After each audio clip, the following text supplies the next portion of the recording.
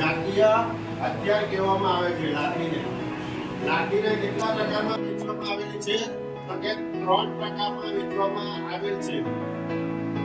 લાઠી, point, handle અને balance.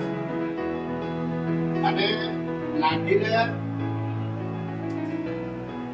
3.5 ફૂટ એની લંબાઈ હોય છે. 1 થી 1.5 ઇંચ તેનો ઘેરાવો હોય છે. લાઠીમાં 9 ઇંચનો પિત્તો આવે છે. કેટલા ઇંચનો? 9 ઇંચનો પિત્તો આવે છે. અને પિત્તો કહેવામાં આવે છે. બરાબર છે. હવે લાઠીના ઉપયોગો શું શું છે? તો કે લાઠીના ઉપયોગો મારવા માટે, સ્વ બચાવ માટે, પ્રોટેક્ટ કરવા માટે, સ્ટ્રેચર બનાવવા માટે અને પાણીની ગહેરાઈ માપવા માટે ઉપયોગમાં લેવામાં આવે છે. બરાબર છે.